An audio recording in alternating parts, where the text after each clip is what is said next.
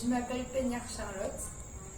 Je suis étudiante en deuxième année de formation d'éducatrice spécialisée à l'ITES, donc l'Institut du Travail Social Pierre Bourdieu à Pau en France. Je fais mon stage au sein de l'IFMA, donc qui est l'Institut des filles Marie Auxiliatrices. Et moi j'interviens dans le foyer Laura Vicuña. Donc c'est un foyer qui est dans le cadre de la protection de l'enfance et qui a pour but d'accueillir des jeunes filles victimes de toutes sortes de violences, d'abus et d'exploitation. Lorsque j'effectue au quotidien avec les filles, c'est surtout, je les accompagne dans leur vie au foyer, dans leur scolarité aussi. Mon rôle c'est d'aller voir les professeurs de temps en temps pour m'enquérir de leur scolarité, voir si tout se passe bien pour elles. Les tâches aussi c'est de faire beaucoup d'écrits, de rapports par rapport au cas des filles quand on doit aller présenter des dossiers au tribunal devant le juge. Et j'effectue aussi des enquêtes sociales, donc c'est-à-dire que je vais sur le terrain, je vais au tribunal, mais je vais aussi voir le cadre de vie des parents. Et donc je vais rencontrer leurs parents, voir avec eux leur situation familiale, et nous, ça nous permet ensuite d'évaluer par la suite si les filles sont aptes ou pas à rentrer au sein de leur famille. Comme je viens de le dire, le très gros point positif, c'est que j'ai une diversité de tâches énorme. Je ne suis pas restée que au bureau à écrire ou à être tout le temps en activité avec les filles, parce que je faisais beaucoup de programmation de l'activité avec les filles, mais je suis souvent aussi au tribunal, sur le terrain, à faire des rapports importants sur le cas des filles. Je suis aussi en réunion, donc la diversité de tout ça, ça me permet de voir vraiment beaucoup de choses et d'en apprendre plus. Les difficultés que j'ai pu rencontrer au début, c'est peut-être aussi la barrière de la langue, parce que c'est vrai qu'au Bénin, c'est français, mais certaines filles à l'IFMA qui ne sont pas allées à l'école ou qui n'ont pas eu d'éducation ne parlaient pas français et ne parlaient pas forcément le fon, parce qu'il n'y a pas que le fon ici comme langue locale. Chacune a sa langue en fonction de sa localité. C'est vrai que ça consistait en une barrière.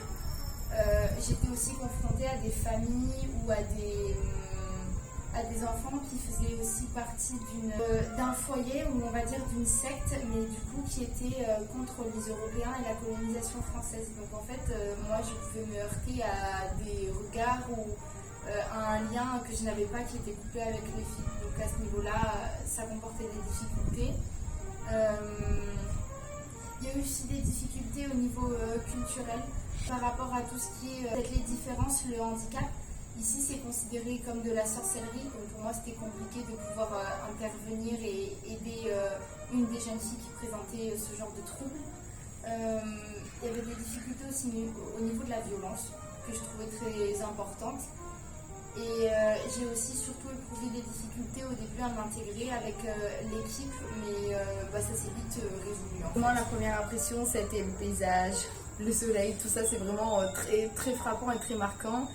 Et après, il y a surtout la précarité aussi qui m'a beaucoup impressionnée. C'est vraiment la première chose que j'ai remarqué, c'est différent.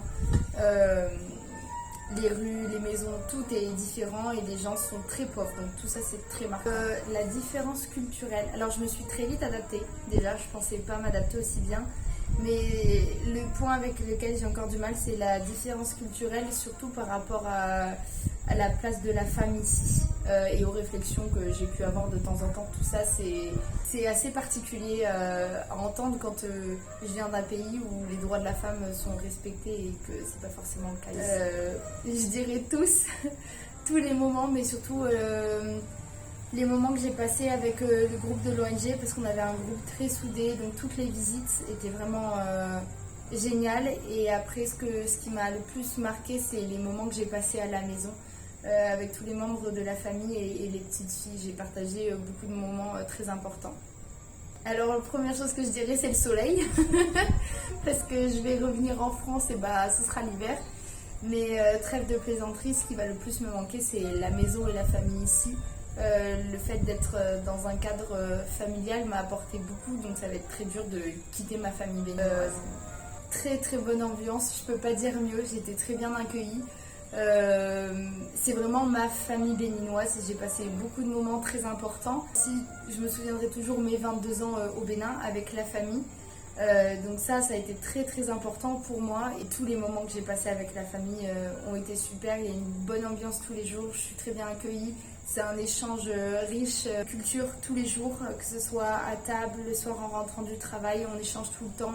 Et même avec les petites filles de la maison avec qui j'ai été très souvent, on a passé des moments à faire la lessive, à rigoler, à faire beaucoup de choses. Donc c'était une ambiance vraiment exceptionnelle. Alors c'est peut-être un conseil un peu cliché, mais c'est de profiter à fond de l'expérience parce que le Bénin c'est vraiment génial. Au début je suis peut-être partie avec beaucoup d'appréhension et au final je me suis très vite adaptée. Donc je vous dirais de ne pas avoir d'appréhension, de foncer, de vivre le moment présent et surtout pas hésiter aussi à venir vivre à la maison et pas forcément en coloc.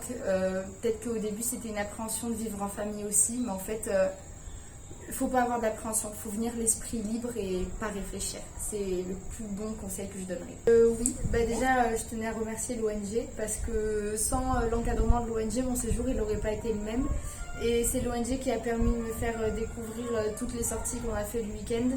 Je suis pas restée qu'à Cotonou, je suis aussi bien allée à Dassa, à Bomé, à Grand Popo, enfin plein d'endroits super que j'aurais pas pensé faire. Donc l'ONG permet vraiment d'être mobile et l'ONG m'a permis surtout de rencontrer un groupe d'amis que je sais que je vais garder une fois l'expérience finie. Donc tout ça c'est des moments riches et encore merci à l'ONG. Merci.